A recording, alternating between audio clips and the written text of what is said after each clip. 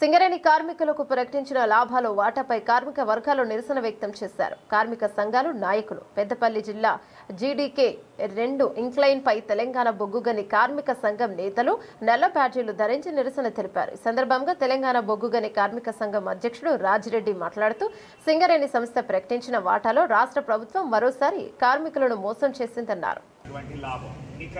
కోట్లే పొందినమంటే 60% దాదాపుగా మనం పొందినాం మన లాభాల వాటలు. మరి అదే సాంప్రదాయం కొనసాగించినట్లయితే ఇబ్బంది అవుతుంది అని, ఎందుకంటే ఆ పక్కన పెట్టినటువంటి అమౌంట్ వాళ్ళు చెప్తున్నారు కాబట్టి ఏది స్పష్టత ఇవ్వాల్సినటువంటి అవసరం గుర్తింపు సంఘానికి ఉన్నది. ఆ ఇస్తున్నావా లేదా గతంలోనే ప్రారంభించినటువంటి క్యాటలాగ్స్ దాన్ని ఏమన్నా ఓపెన్ చేయించినవా?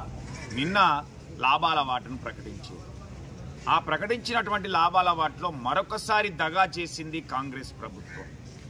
గత సంవత్సరం ఏ విధంగా అయితే మోసం చేసిందో ఈ సంవత్సరం అంతకంటే ఎక్కువ మోసం చేసింది. గత సంవత్సరం 2289 కోట్లు సంస్థ అభివృద్ధి కోసం అని పెడితే ఈసారి 4034 కోట్ల రూపాయలు పక్కకు పెట్టింది. అంటే గతంలో ఇచ్చినటువంటిది 16.9% అయితే ఈసారి ఇచ్చింది 12.5% మాత్రమే.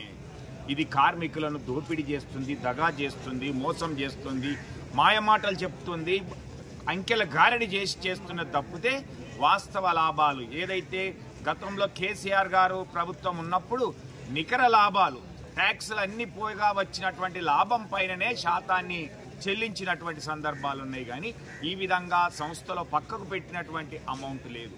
ఈరోజు చూసినట్లయితే 6,394 కోట్లలో 34% లాభాలు ప్రకటించినట్లయితే అది కార్మికులకు పంచినట్లయితే ఒక్కొక్క కార్మికునికి 5,30,000 రూపాయలు వచ్చేదానికి బదులుగా ఈరోజు 1,95,000 రూపాయలు మాత్రమే పొందుతున్నాము. అంటే 3,35,000 రూపాయల్ని ఒక్కొక్క కార్మికుడు కోల్పోతున్నాడు.